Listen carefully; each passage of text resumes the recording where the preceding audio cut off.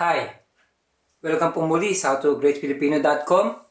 Ngayon po ituturo ko sa inyong lutuin ay ang adobong atay at balon-balunan ng manok. Napakasimple lang po nito, isang Filipino dish. So ito po ang ating mga kakailanganin. Balon-balunan,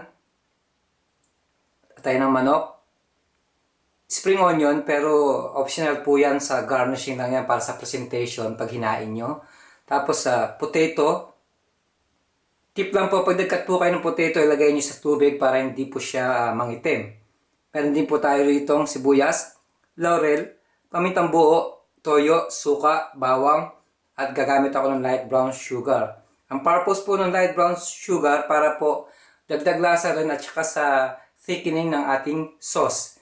Gagamit din po tayo ng konting tubig at cooking oil. Tara na po magluto. Umpisa na po natin pagluluto ng ating adobong atay at balon-balunan ng manok. Sa akin pong cooking pot, meron na po siyang mantika, mainit na po siya. First step natin ay ating bawang.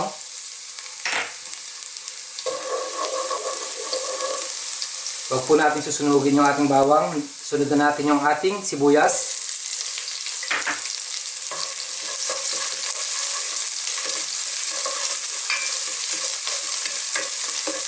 Ngayon po, susunod na natin yung ating balon-balunan or gizzard, yung tinatawag sa Ingles. Haluin lang natin siya.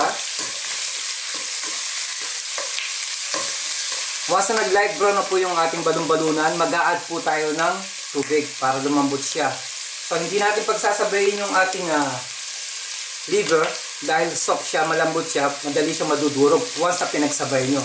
Kaya unahin mo yung ating balon-balunan.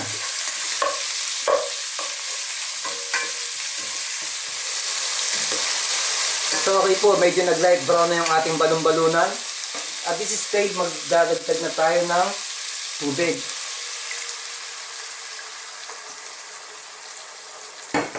Ang purpose doon para lumambot yung ating balon-balunan.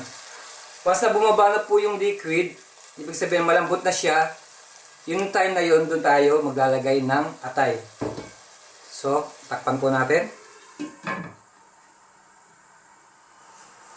So, okay po, tignan na natin. So, bumaba na po yung liquid na nilagay natin. At medyo malambot na po yung ating balon-balunan. Next step natin, siyempre yung atay.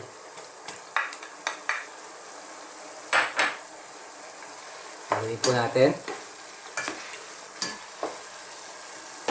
Ngayon po, susunod na natin yung ating patatas.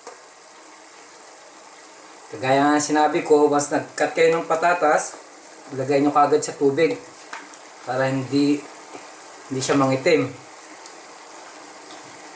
So, yan po. Ngayon po, maglalagay na tayo ng toyo.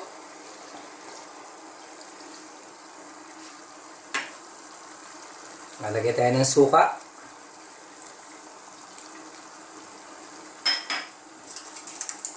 Laurel at pamintang buo. So tatakpan po natin siya, huwag nyo siyang haluin dahil once na hinalo nyo, yung suka po mahihilaw. Mga 3 to 4 minutes bubuksan natin, tapos haluin ko, tapos lalagay na natin yung ating asukal. Takpan po uli natin. Okay po, tignan na natin. So, sinimmer ko siya ng mga 5 minutes. Ngayon po, haluin na natin. Pwede na siyang haluin.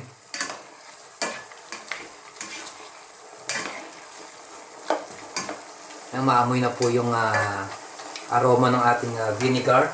So, lalagay na po tayo ng brown sugar. Light brown sugar po yung gamit ko rito. Pwede na kayong gumamit ng dark brown sugar. Ngayon po ang ating spring onion o dahon ng sibuyas. Halin-halin natin. Ngayon po nasa sa inyo po yung kung gusto nyo mag-add ng sili. Kung gusto nyo po maanghangan yung adobo. So, okay na po to.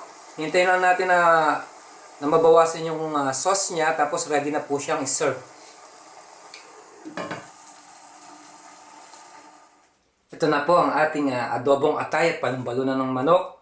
Maraming salamat po sa panonood ng howtogreatfilipino.com at sa mga nag-subscribe sa aming channel at sa mga nagla-likes. Muli, mabuhay!